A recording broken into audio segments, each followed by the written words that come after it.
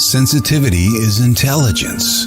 With grace and skill, you have abundance. Welcome to the Psychic Hour. Host Kelly Brickle is a psychic medium healer, numerologist, and teacher. Her passions are learning about the soul and energy. Whether it's through spirit, emotion, or vibrational numbers, there's always a pathway of information waiting to help. Now, here is your host of the Psychic Hour, Kelly Brickle.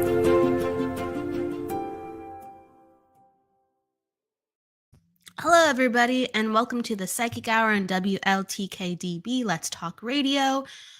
We have our interview series today, and we have the lovely Ann Beecher on the show, so we'll be talking to her in a little bit. And with the interview show, it's your chance to interact.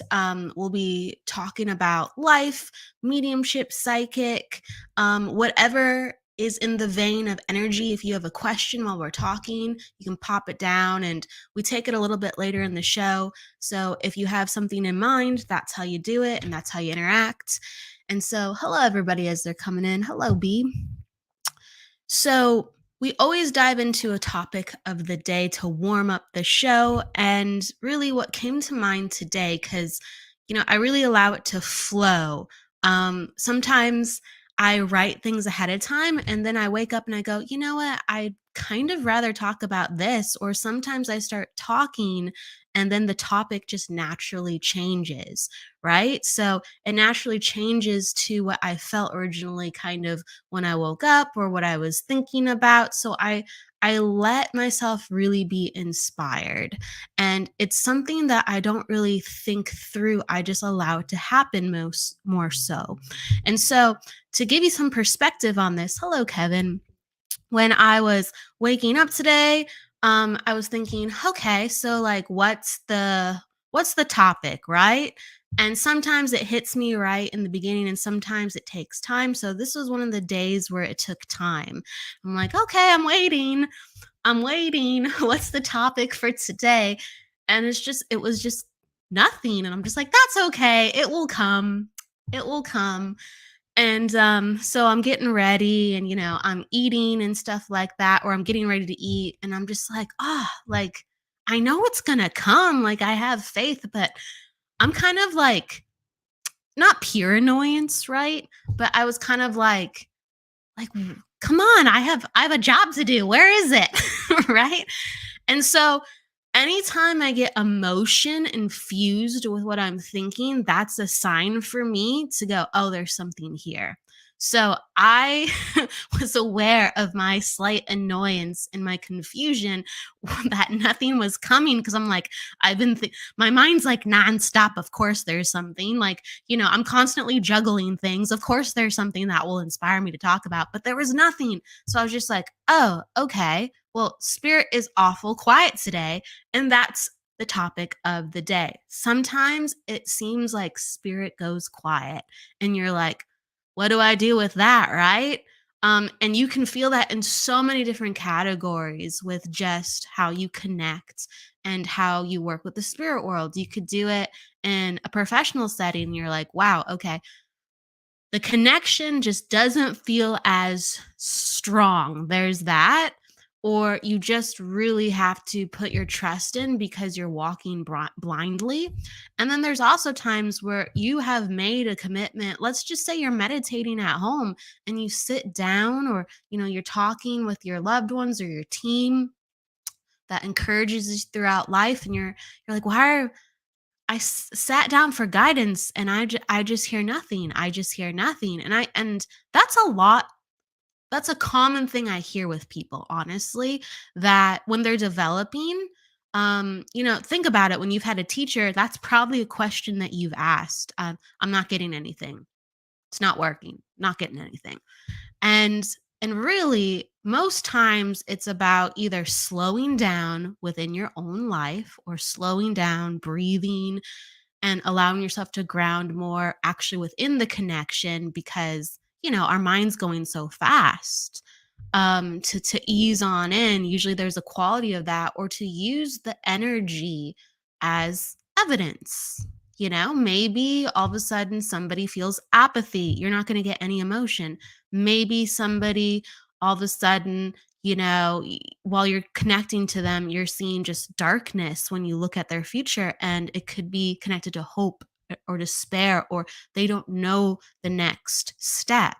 And that's very real, like you're tuning into the soul's journey. Sometimes the energy is just going to be like, wow, there's not a lot like sparking this.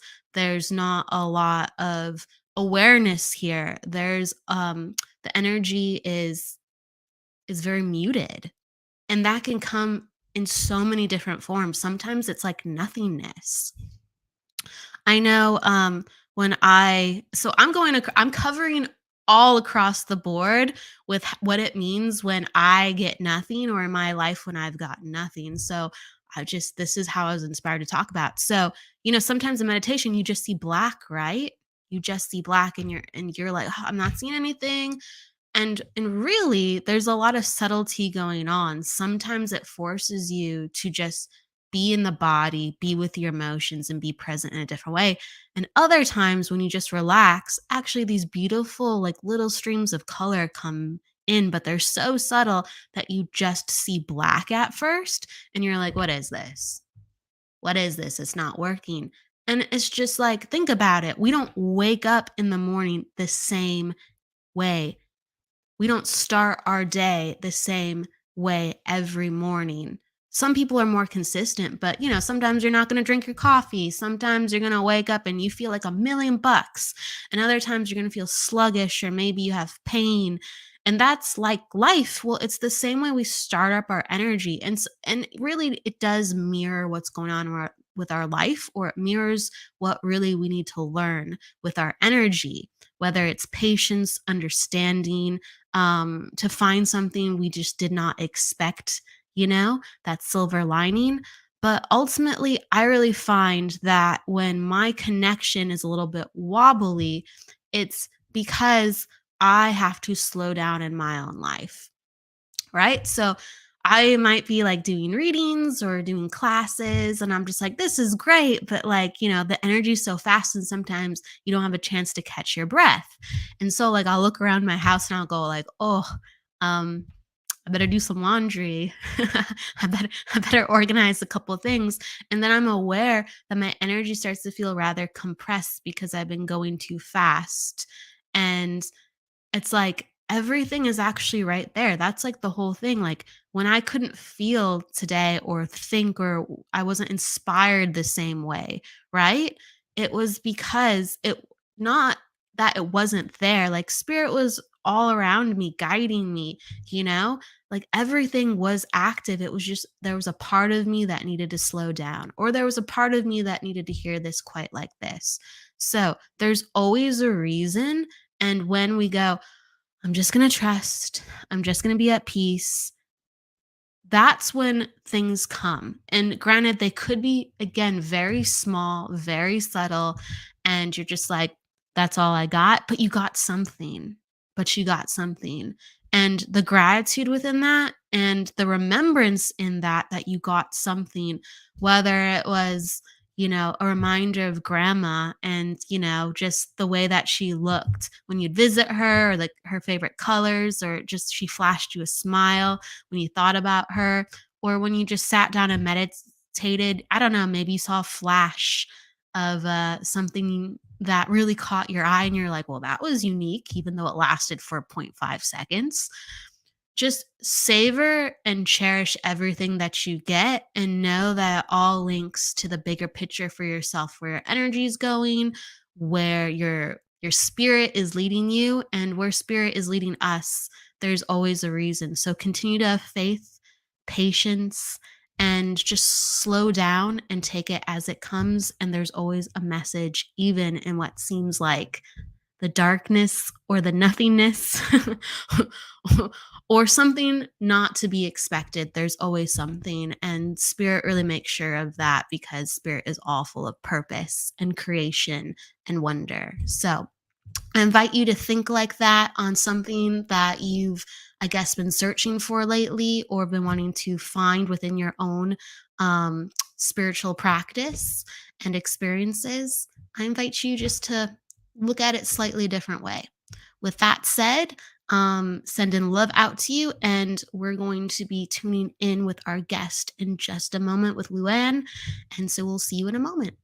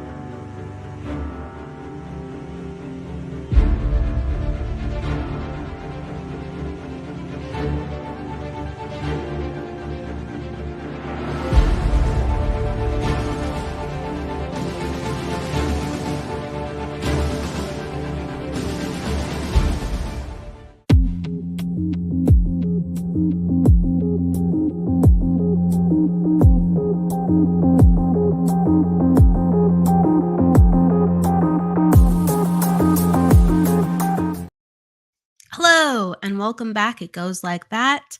We're going to bring Luann in.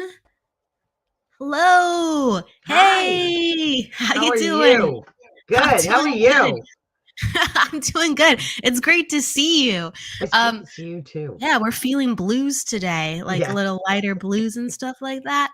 for Oh sure. man, it's always nice to see you. I want to give you a warm welcome and introduce you to everybody to begin.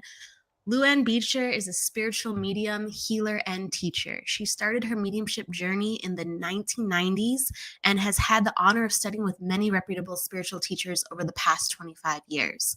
Ann is the owner of Serenity Guides in Maryland and teaches psychic mediumship and healing courses. She also hosts spiritual retreats, workshops, and events in the United States. Welcome, Ann. Thank you. Wow. I was just thinking while I was sitting here, July will be 10 years that we've met each other. It was 2013. Yes, July 20. Correct. I think about that day. It floats in my mind often. And I didn't think about it was exactly 10 years. So, Almost. wow. Yeah. It's been a wild ride for the last 10 years, hasn't it? A lot of growth, a lot of Mhm. discovery. Does it feel like 10 years to you? No, it doesn't. It doesn't feel like 10 years at all. It's so much has changed, but in wonderful ways. I almost feel like 10 years ago, when we met, that was almost like the springboard to allow me to really embrace all of the spiritual aspects that I'd been kind of tampering with a little bit, exploring, but it really gave me permission to own who I was and to be who I am. Because I know for a lot of people, when they start out doing mediumship development, you say it behind closed doors, And for me, I would call it my meditation classes, and nobody questioned it. But then when I claimed being a medium, I think that was the springboard to allow myself to own who I am. I definitely can relate to that, and it was such a powerful class. Like, we were there for 5 days, and during, those 5 days, so Lisa Williams was our teacher, and to give everyone perspective, and it was a mediumship class, and we were very much immersed there, like, all day from the morning to night to even past, dinner time Oh, yeah. sometimes. Yeah. Did you come out, so like maybe not right away or maybe right away, I'm curious to ask you, but from 10 years ago, do you feel like just a different person? Or the same, I but don't tell know me. that I'm a different, yeah, I guess I am a different person. And it's not that I'm different, it's just that I Right, understand who I am. right. And I'm okay with who I am. I'm okay with being different. I think I'm actually a more compassionate and loving person because I have an understanding more of people and their struggles and grief and those kind of things that I think before that I lived in my own little bubble, and other people's stuff was other people's stuff. Yeah. But then Did your I don't know, it's just things have changed, but I think the core of me is still who I've always been. I just didn't recognize.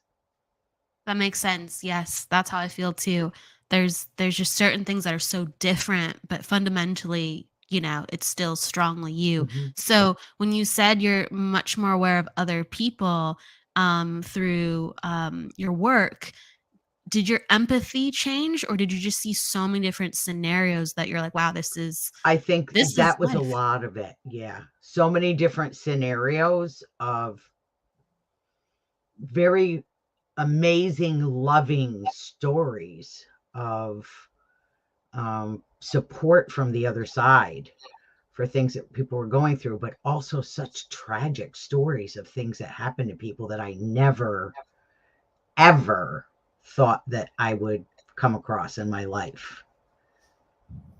It knocks you off your socks a bit. Mm-hmm. It Yeah. does. It does. But the healing that comes from the connection with spirit definitely makes it worth having to visit the kinds of things, the tragedies that people go through. I agree. There's the way that tell me how it is for you, but when I get healing through whether it is actual healing or mediumship or psychic, I actually feel just more centered in my body, and my energy is just regulated, and I feel more healthy even. Absolutely. I agree with you. And um, I know for me, the little woe is me things that we tend to focus on are really nothing in the grand scheme of life. We focus on such little annoyances that are really nothing. They're nothing. So yeah, I think it made me appreciate my life more. Absolutely. Absolutely. So, okay, we met 10 years ago, but Mhm. your story takes you far before that. So, I'm curious because I don't know what made you, because you said, okay, I was telling people I was taking meditation classes. I didn't really talk about it. So, how did it kind of pull to you? What made you come into this in the very beginning? I think growing up, I always had an interest in spiritual things. I was raised in the church, and so you took on those belief systems as truth. And there are still many things about the church that I absolutely love. Certain hymns and certain Bible verses still resonate with me. But there was still something in me that wanted to explore more, but I never did it. And to be honest with you, there was a lady here from England who was a medium that could connect with your loved ones in spirit. And I thought, what a bunch of hooey is that? And it was like, this is back in the 90s. It was $60 for a reading. And I thought, this lady is every hour stealing $60 from people. That's a good amount of money in the 90s. Yeah. So I decided to book a reading with her to prove her as a Yes. fake and a fraud. I Absolutely. understand that. I understand that. So I took off my wedding ring. I looked like a bag lady going in there. I had like sweatpants and old ripped up shirt, and I was probably the worst person to read. I mean, we know as mediums what it's like when people are just not really involved in the reading, and I was that. I was not giving her anything. And she came through with this man named Carl, who I could take absolutely nothing about. I had known no Carls. She was saying he was of German descent. He was surrounded by women. And I'm like, I don't know anybody named Carl. And then she brought my grandmother in. And some of the things that she started saying, there's no way she could have known. And it wasn't what she was saying. It's that I could feel the presence of my grandmother in the room. Wow. And something inside of me said, pay very close attention because something magic is happening. And so she told me some things about my grandmother I didn't know that later got validated by my parents. And when I went home that night, I had to tell my husband, okay, I spent $60 on this lady, But before I tell you the whole thing, I have to know who Carl is. He said, Carl's my grandfather. I said, Oh. what's his family ancestry? He said, well, they're in Massachusetts, but I think his family was originally from Germany. And then I was like, okay, so why would he be surrounded by women? Because you know what I'm thinking when she says, oh, he's surrounded by women. And he said there were 9 children in the family and he was the only boy. Wow. He was the only son. So that really made me take notice. But at the end of the reading, the lady's name was Irene Netterman, and she was here from England, like I said. And at the end of the reading, she said, I have to tell you, if you don't know it, you're a medium. And there's a whole band of spirit on the other side that is just waiting for you to open the door. And I was like, oh, heck no, I'm not doing that. You got to be kidding me. I'm not doing that. So she would talk all the time about Gordon Higginson because she had studied under Gordon Higginson. And, back then we didn't have internet and all that stuff. And I wish I had written every story down that she told me. But I would kind of dismiss her when she was talking about this Gordon Higginson guy. And come to find out, she was friends with Mavis Patilla. And I didn't know anything about any of that kind of stuff. But she came back the next year. So, of course, I booked a reading with her. And I said, I think I'm willing to open the door, but I only want to do it for me, only so I can connect with my own loved ones. I don't want to do it for other people. And she said, my dear, when you open the door, you don't know where it's going to lead you. So you can't say it's only for you. The door is either open or it's closed. So Irene and I opened the door and that's how it started.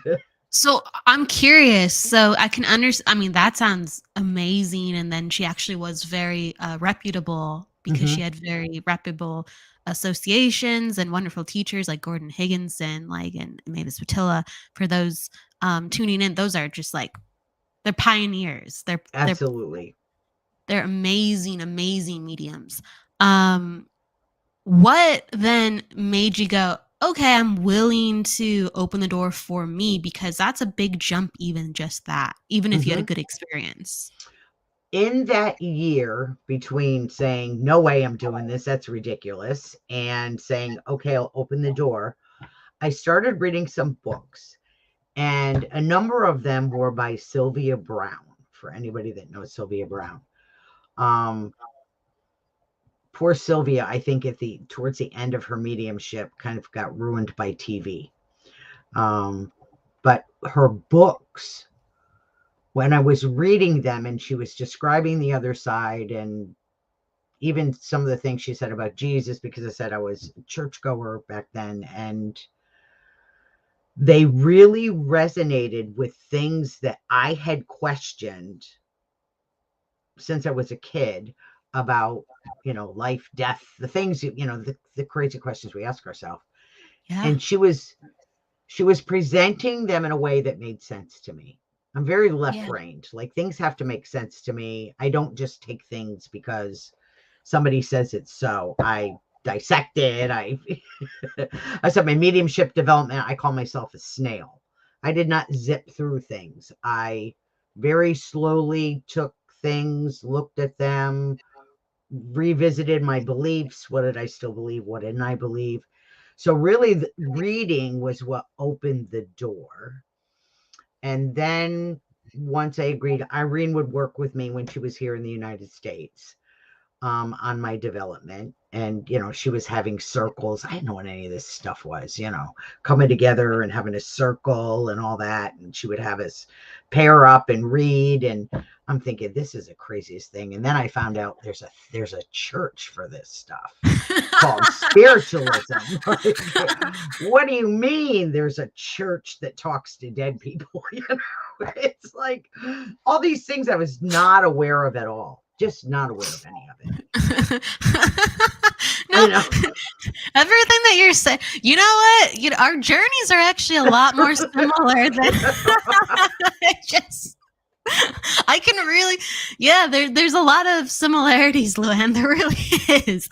But when Irene said to me, you really should have a church in this area. And I said, there's a ton of churches. What are you talking about? And she says, like, no, a spiritualist church. I'm like, what is that? But yeah, beautiful churches. Did you what? Okay, with the circles. So that was very much new to you. Mm-hmm. What did you find yourself like doing in those circles? So like it was the readings, was it like certain experiences too where you were reading another person and you're like, whoa, I knew that this was real, but like I actually can do it now? Yeah, that was my one experience, one reading in particular. And sometimes they were just awful. Like I couldn't connect, none of it was making sense. But That's I think development. I was going to say, it's all part of us learning from making the mistakes is how we learn. I mean, in your regular life and also in your mediumship development, I think we learn by making the mistakes. And that's how we figure out how to do it better or more correctly or whatever. But yeah, it was sitting in a circle. And I remember I was sitting with a lady, and I'm not the most clairvoyant medium, but I could see this man in my head. And so I'm talking about this man, and I said, he feels like he was very much in love with you. And she said, yes. And I said, I don't feel like you were married, but I feel like that's where it was headed. Yes, she was engaged. And I said, he's claiming responsibility for his passing. And she said, yes, he committed suicide. And it took me a while to figure out how I was going to say that, because that's the one thing you don't want to be wrong on. At least at that time, it's like, I don't want to be wrong on that. So it really took me a while to say it. So then I'm like, okay, maybe this stuff has something to it. So I said, okay, let's play a game. I said, is it okay if I try and get his name? And she said, sure. Yeah. So I'm sitting. I don't know what I'm doing, but I'm trying to figure out so I'm going through the alphabet, and I said, okay, I'm going to the letter S. And she said, yes, his name starts with an S.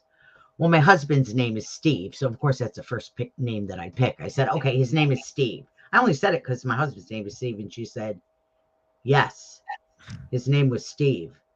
And I was like, I think I need to go outside for a minute. And she said, I think I do too. So we stepped outside, and then Irene yelled at us because we had ruined the energy of the room there was a flow of energy going, and us getting up in the middle of it and going out the front door ruined the energy, and which I had no idea what she was talking about, building the energy in the room. And, so it was fascinating. I was lucky to have Irene in my life. And I do believe that spirit brings to us just the right people at the right time. Whether or not we choose to engage with that person is on us, because we have free will. But when those things happen, it makes me wonder how many times in my life did spirit bring me just the right person, and I turned them away because for whatever reason. I'll never know. I'm sure when I get on the other side, I'll be told about it. But we have so many different opportunities, and sometimes we can only just, with what our current knowledge is, choose something more so like one of the choices. But sometimes we surprise ourselves. Yes, absolutely. So yeah, it's been a great journey. It's not been without some challenges. I mean, there are days that you go, okay, I can't do this anymore. This is just too much. And really, for me, it never has anything to do with spirit. It's always Right. people. Yeah. It's Oh, okay. people Yeah, that, that you makes know, sense. you have to get thick skin if you're going to do this work, I think. And you have to be okay with who you are. And if you have integrity and you're authentic in what you're doing, you just have to let other people not deter you from what you know, how your soul wants to express itself in the world. You know, Absolutely. not everybody should be a medium, I don't think. Yeah. But if your soul wants to express itself in the world this way, it's almost like you can't get away from it. Even when you try, you can't get away from it. It's that magnetism. It is what it Mm-hmm. is. It's calling Absolutely. you. Yes. Yeah, there's correct. There are things within the work that are just naturally heavy, and you're dealing with a lot of people's stuff or their family stuff for good reason. That's your job. But yeah, if you may, like, can you describe some of the moments within your life within this work where you're like, that just, I need a break. I need a break. Again, that mostly comes from people, Yes. and Yes. their judgment or pretty much their judgment. Let's put it that way.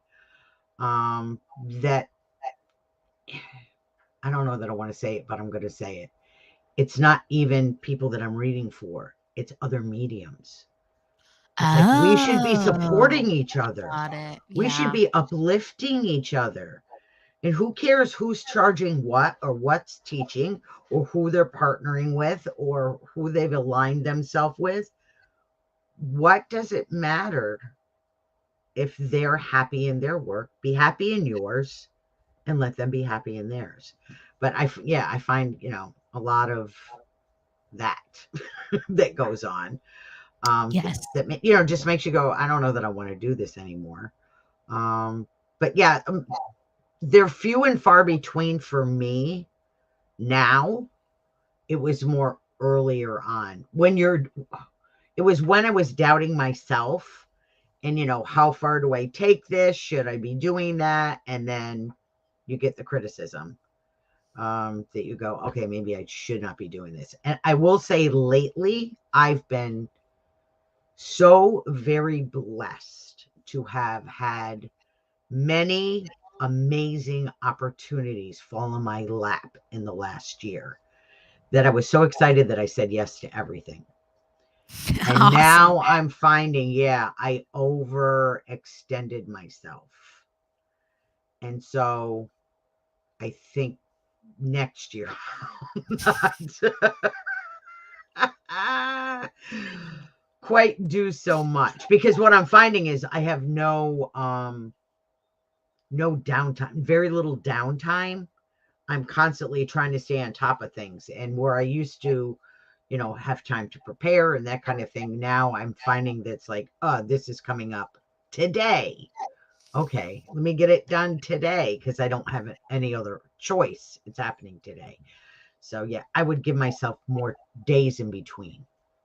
That makes sense. Yeah. Our energy changes so much within this work. So, like, certain years, all that opportunity might be just what the doctor ordered. And then other years, it's like, this is great, but I kind of need a little bit of a different, configuration so I can think straight. Right. And here's the thing, we don't think about the glitches that can happen. Myself, the last 2 days, my Wi-Fi went out. Well, I'm Whoa. teaching, I'm mentoring, I'm teaching, I'm doing healing sessions, those kind of things from home, and no Wi-Fi. Like, psh, it's gone. The whole street, no Wi-Fi. And it would be like, it's going to be back at 10 o'clock tonight. No, it's going to be tomorrow. So I'm having to now figure out where I can go to get Wi-Fi so that I can hold my classes, because it's not fair to people that have set their time and schedule aside. So yeah, I was lucky that there's a local hypnosis shop that I said I'm friends with them, and I said, "Help me, I need Wi-Fi." So they let me come in and use their office. So it But worked like out. But yeah, it's just like all those things that I didn't get done because I'm relying on the Wi-Fi. you're what? Oh yeah, that's a predicament. That's a predicament. I mean, that needs to be in place because now you have the opportunity to connect with people around the world. Yes, yes. Um, the beauty of the pandemic, I guess, is that it brought us together through different, Zooms, StreamYard, all these wonderful opportunities to come together no matter where you live. And there Yeah, are people that I've met and worked with that I am absolutely fallen in love with. And I've never, ever met them in person. And that's the beauty of this kind of an opportunity. But yeah, when somebody pulls the plug, yeah, you have to rearrange, and the grandkids, no TV, no phones. whoa! Everything really does go out. Yeah. And I think we're all aware of it, but when it actually happens, then you're thinking, okay, I think I need to be better prepared should this happen again. So Absolutely, I'm glad it's absolutely. up today. It came back on last night. Thank you. Thank you. Yes. Whoever the Wi-Fi gods are, thank you. I do think like that's like another thing as well. How can I'm trying to conceptualize it a little bit. So life and spirit helps us to change and grow, and they put us in all these different situations. But when we have too much going on, maybe we want to change, or maybe we want to maneuver with the Wi-Fi, let's say, but we're juggling at such a rate, even with things that are not obvious to, let's say, the physical things we're doing. We just feel so compressed. Mm-hmm. Absolutely. And it's interesting because the conversation that you had in the beginning, the talk that you had about the nothingness, the black, that kind of thing. When the Wi-Fi went out, and I'm thinking, well, I really should get out there and pull some weeds in the garden, but all these things that like I have the opportunity to do. But it was almost like my connection to spirit had been unplugged at the same time, because I'm used to being on the Wi-Fi, on the computer, and doing spiritual things or readings or getting ready for DEMS or whatever it is that I'm doing, or getting ready for a class. And then I'm like, okay, spirit, what do I do now? And it was like crickets, like nothing. So yeah, there's a lot of plugins that got undone, I think. They're like, we have to strip this away. It's for me. Sometimes it's like, we need you to use a different energy. You're doing too much of this. Mm-hmm. And even if they tell me sometimes, since, you can understand, Luann, you're so used to having a certain schedule, and there's so much, let's say, positivity that comes from that. And they're like, okay, we just want you to go outside and go for a walk. And you're like, oh, yeah, I do too. But like, I don't normally do that at this hour. So I'm going to resist it. Mm-hmm. And it's funny because when you were talking about the nothingness, and our resistance and all that kind of thing, it's like when we're really busy, we're striving to get to that nothingness, which to me is like the stillness, the balance. We're striving because we're so busy doing all these things that's what we're craving, is that nothingness. I don't have anything to do. And yet then when the nothingness shows up, we're like, well, I don't know what to do with that. Like I have things I need to do. I got to keep busy. I can't stop and just be in the nothingness. And I think sometimes you're absolutely right. Spirit is saying, even though you may not realize it's coming from spirit, they're presenting you with that nothingness to just be, because I don't think we do enough of that. I don't. No. And for the people who have, let's say, checked off their list, I think it's a very foreign feeling when they get everything done. Mm-hmm. Absolutely. My list is never done. Yeah, that's what I was saying. Like, my list is never done, but I know there's people who, I mean, sometimes it is, but then I'm like, oh wait, Yeah, oh it's my just God, I forgot this lists and I forgot after that. lists after lists after lists after, Yeah, it never ends. It never ends. I'm. This is Yep. one of them. Yeah, just stacks of paper always. All over, everywhere. Yes. I almost envy the people that can do all this stuff. Like they have all the files, and I can't. I gotta I have the paper. can't. Yeah. I mean, it gets And then I lose some the people paper. are super tech savvy, and that's how they focus. But Mhm. for me, like it would all get lost. I have to like touch it, to go like, oh, okay, this is where is it? Right, that's it. We write it all down, then we go, all right, where's that piece of paper? It's buried with the other 50 pieces of paper. Or I get it's it. even buried in the files. So what are some of the so we're talking about like lists, right? And like trying to, I guess, self-actualize. I shouldn't say just trying. I should say self-actualizing because the trying part's exhausting. But have you on your journey had certain goals within your development as you've moved forward where you're like, okay, yeah, I did accomplish that. I don't know that I ever did that. Cool. I want to hear about it. I kind of let the opportunities come to me. I do the Yes. best I can with what I'm doing. So I don't know. I don't know that I have goals for anything. Isn't that awful? No, it's not. And You everyone asked the works so question and I'm like, differently. I don't know that I have any goals. I think that's important because I think a lot of people think very differently with how they manifest or how they are themselves. And I think sometimes there's not enough representation of how people attract things to them. Mm-hmm.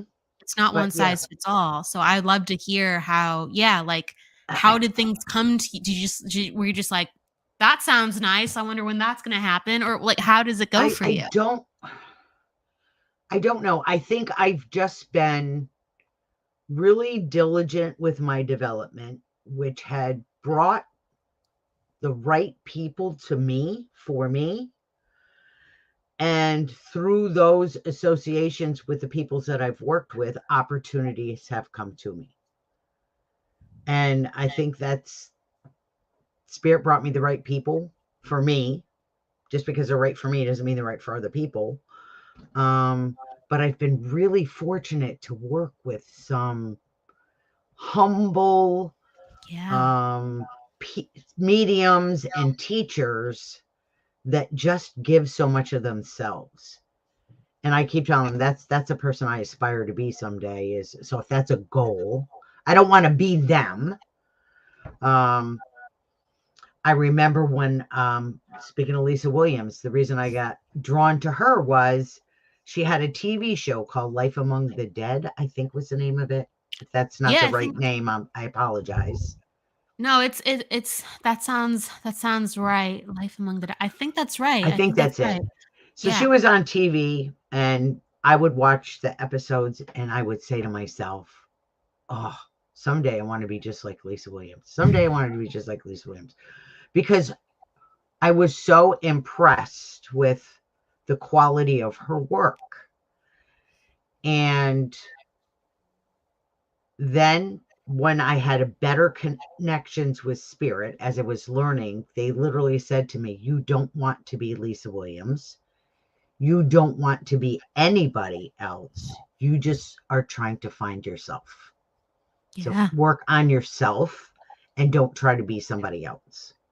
Absolutely. So I think I've stuck with that. I'm a whole lot older than a lot of people that are doing this stuff. So I've had a lot more lessons. But I'm okay with who I am because I know at the core of me, I treat people the best that I can.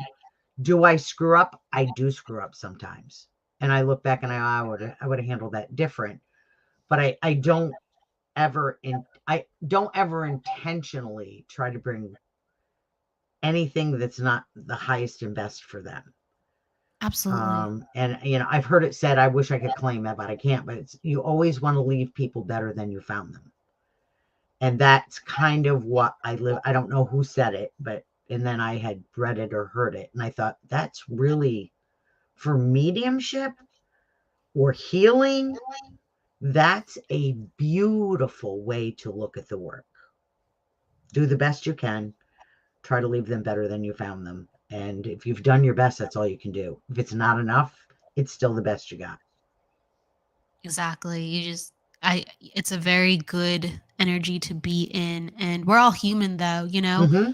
we're all human and we just do the best that we can with some of the things that you've been a part of too. I wanted to ask from the perspective too, as well, of Serenity Guides, like that just kind of come to you, or were you like, I want to do a development, school. I want to do a business where I can, give people Do you really an want to know where opportunity. it came from? Yes, of course. So in order to develop, because I didn't have, back in the 90s, there was no teachers of mediumship. You could, look it up.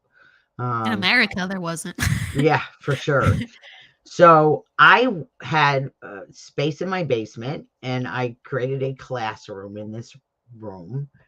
And so I would put, it may still be around. I think it was called Meetup. But you would post, oh, I'm going to have this class. And so I would say, okay, this week the theme is auras. This week the theme is clairvoyance. This week the theme is whatever. I wouldn't have a clue anything about it. So then I would spend 2 weeks putting together this class, but I was learning while I was doing it. Yes. And so then there were a group of us that, really wanted to develop together. So that me throwing those classes out there brought the people together that allowed us to develop together. And so then we were thinking, well, we should name our group. It wasn't a business back then. So back in the day, we were sitting on the porch smoking cigarettes and drinking beer and saying, okay, what would be a really cool name? And we said, well, we're trying to develop with the goal maybe of bringing serenity to people. And if we thought, somebody said, well, we're kind of guiding them. We can't give it to them, but we can guide them. So maybe we'll be Serenity Guides. So that was the original name of the group. And then years later, when I decided I probably should register a business, because I was doing so much work, I kept the name. So yes, it was a few cigarettes and a couple of bottles of beer that got us the name. Did you toast afterwards, at least? I guess, yeah. It was a long conversation when we were out there about, because you're muddling around a million names of, ooh, we're going to have this little development circle, and what should we call ourselves? And it ended up being Serenity Guides, and I've just kept it. It's a great name. And how has it evolved over the years? You said, originally it was just bringing people together, and then it became a business. So how did that go? As in life, people's desires change. People move on. I mean, many of them that were coming were quite young, and then they get married and they have children, and life goes on, and they don't really have the time to devote to the development. So it ended up, Serenity Guides is just one guide. It's just me. There's no more guides. There's just a guide. But it's hard. I don't know that I've actually thought about the whole process of how things developed. Because we said earlier, we met in 2013. I actually became an LLC in 2016. So there was another 3 years of developing and learning. But I was just guided to, I worked with Tony Stockwell, who love me some Tony Stockwell. For anybody that's out there that doesn't know Tony Stockwell, he's wonderful. Yes. I love Tony. And then I worked with Mavis and other people, along the way, that every single person has brought me something. I can't say that I took everything that every single teacher gave me, but I took something from all of them. And then there's an organization called the International Spiritualist Federation. I don't know if you're aware of it. Oh, It's shortened, it's the ISF.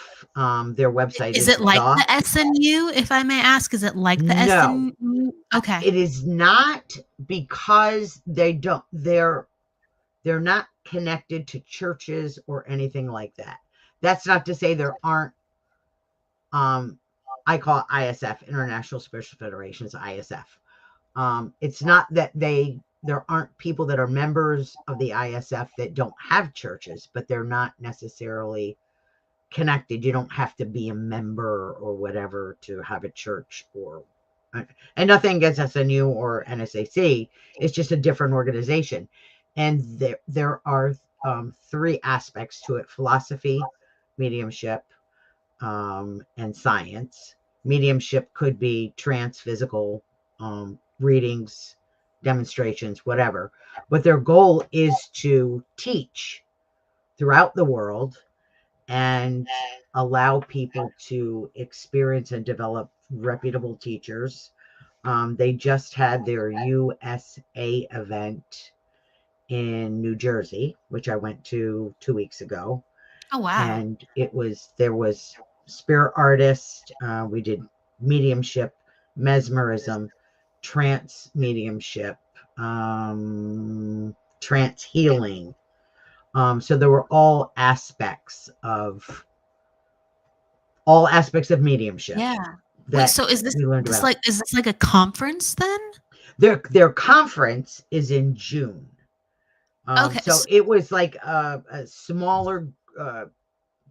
It's the one in England this year. So I will tell you, the International Spiritualist Federation is having their 100th anniversary this year. Whoa. And every year they have they call it Congress somewhere in the world. I've been to Scotland, then it was in New York, then I went to England. I mean, I've been a lot of places. This year it's at Arthur Findlay College. So exciting. Yeah. A place I didn't think I'd ever get to. And I've been blessed to be asked to teach while I'm there. Yes. For the ISF. So it's really, really exciting.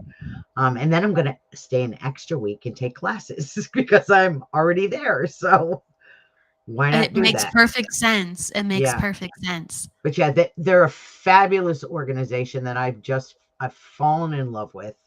And I've learned a lot from them and with them, and I'll support them any way that I can. Matter of fact, they have a, I think it's April 30th. They just put it together. There's a like a 2.5 hour, 3 hour mediumship event. So there's 5 mediums, and one person's going to do a trance demonstration. But it's the president, the vice president, and then there are 3 others of us that are going to be mediums. So it's going to be fun. Is this online or in person? It's going to be online. It's going to be online. Yeah. So if you go to their website, theisf.com, it's there. Easy to remember. Will it be on your website too, if someone wants Yeah, to? I haven't. They just sent the flyer out, so I haven't even had a chance to advertise it yet. But yeah, it's a fundraiser for the ISF. Their first president was Arthur Conan Doyle, who wrote Sherlock Holmes. Yeah. They have a fabulous history. Yeah. Really amazing history. And he's a spiritualist, Sir Arthur Conan Doyle. I was familiar with him being a spiritualist, but I didn't know he created or he was a part of something like fundamental. Yeah, right. He was their first president. So it'll be 100 years this year. Wow. So yeah, big stuff happening for them. Well, I was already curious. Now I'm kind of more curious. It's a good selling point, right? It's just like, the foundations are intense. Come and check out the events and what makes them and unique, and the demonstrations involved and the courses or the teachings that they have. I'm really curious. I'll check it out too.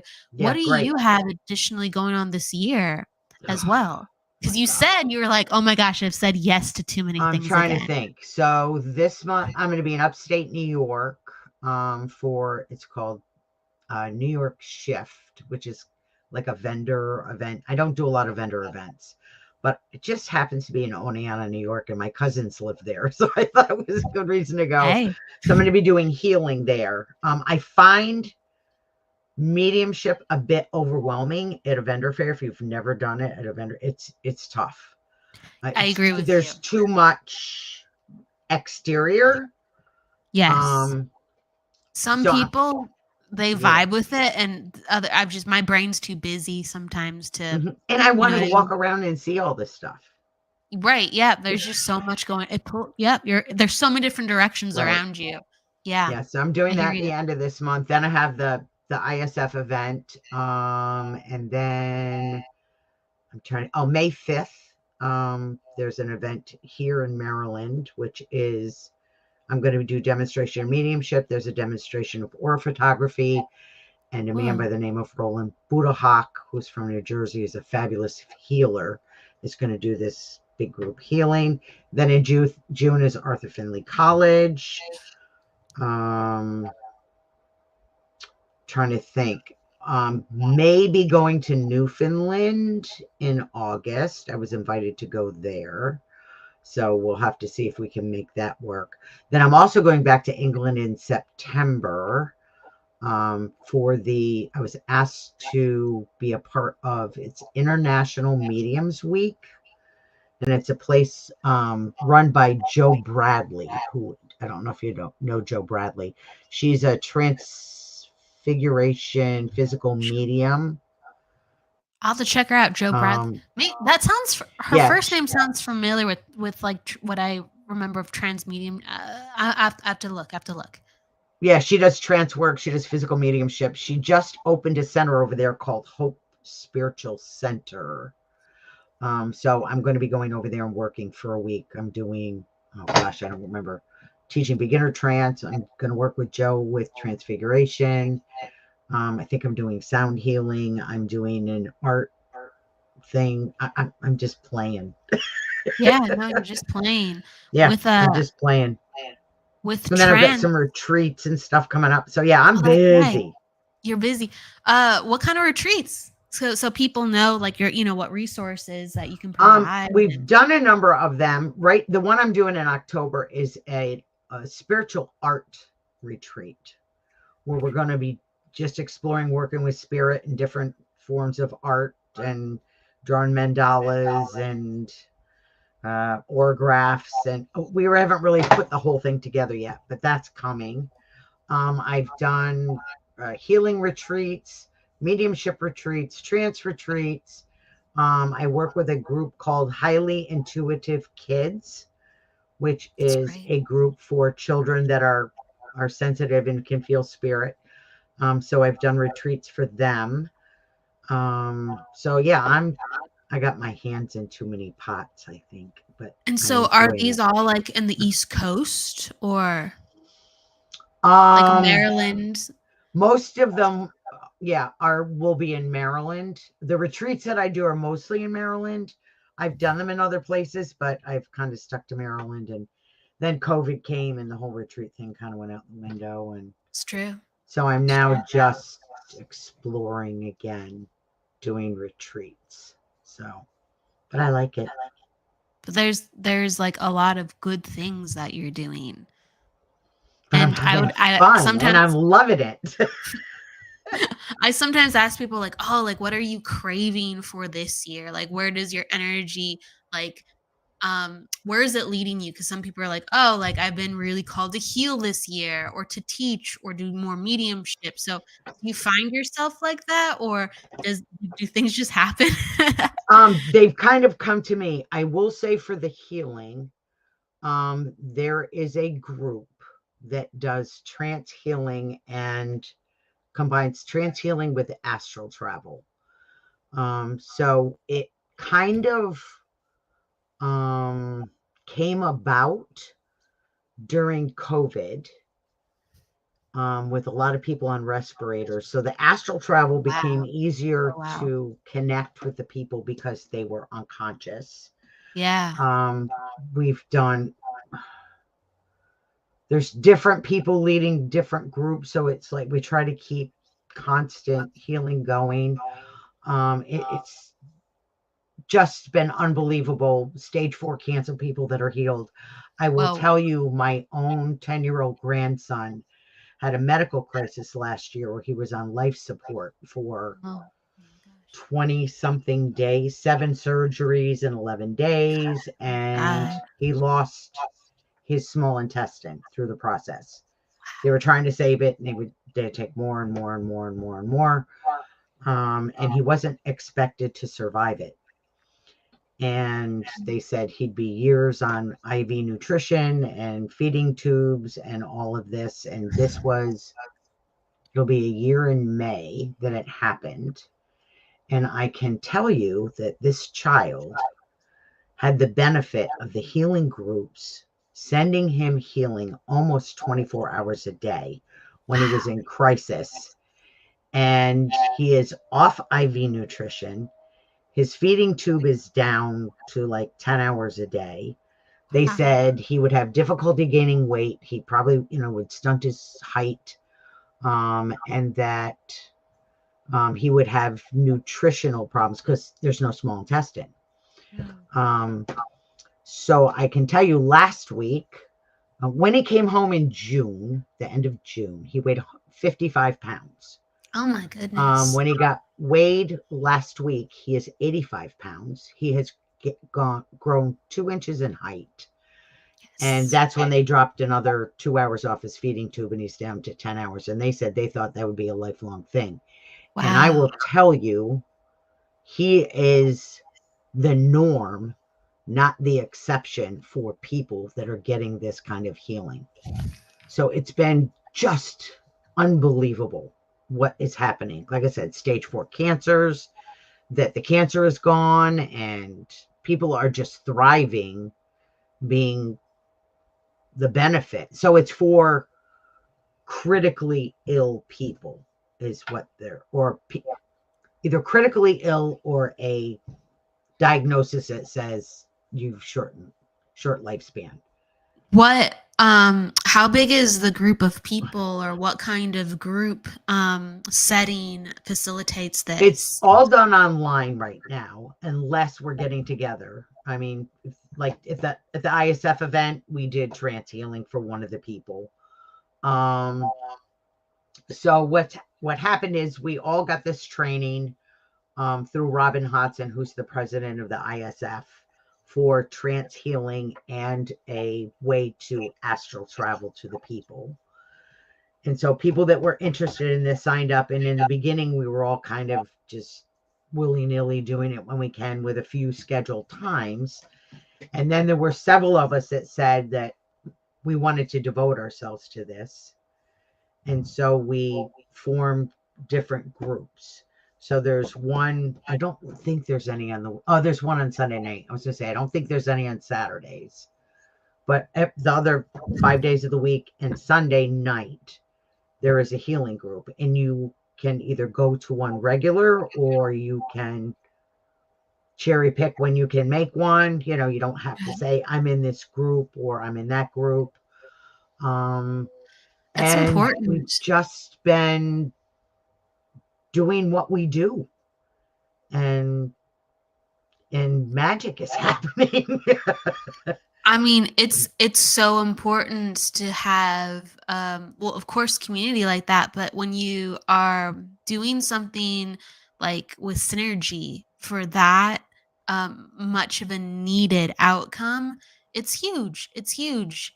And yeah, to promote with ISF that there's these healing groups where people can work together and do that. That's pretty powerful. Yeah, the lady that runs the groups, that's kind of the overall person.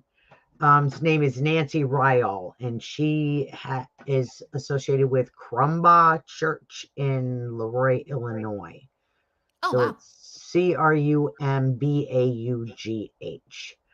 and they have Sunday spiritualist church services and that kind of thing. And I think they've just opened up on Tuesday, excuse me, Tuesday evenings, a healing group for those that are not critically ill, but that are in need of healing. That's good to know. So they just started that one. My trance group is on Tuesday night, so I can't do that one. So I can't tell you too much about it. But well, there's there's many really great things going on in the world with spirits. You have to find the group you gravitate to, and it's wonderful to talk about this because people can be a part of it and go, is this for me? Or do I want to continue to search for something really true to my heart? Because there's a lot of searching, and you got to find what really makes your soul come alive. And so it's wonderful. So where can people find you so they can find about these different resources or what the events that you're doing? What's your website? Probably the easiest way is either on Facebook, Ann Beecher. There I'll be. Okay. It'll say Ann Beecher Serenity Guides, even though it's only one guide.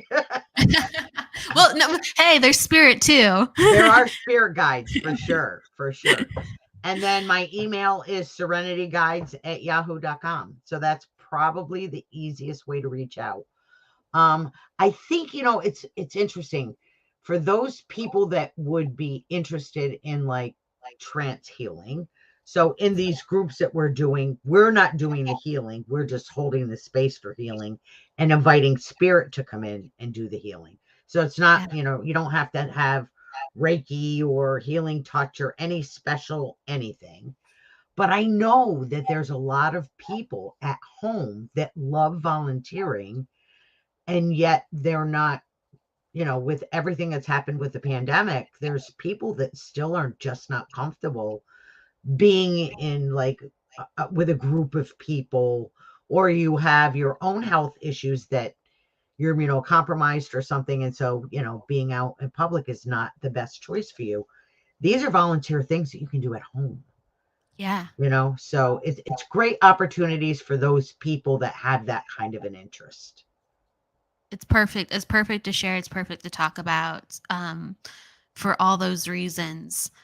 So I want to also ask you, as we come to a close, it goes by so quick. What is a piece of wisdom or an inspiration that you have just off the top of your head from spirit, even, of what you'd like to share with the audience of what's something that's very important to you that I would love to say that I had some great words of wisdom. You do. But I will tell you, James Van Praagh said once, what other people think of you is none of your business.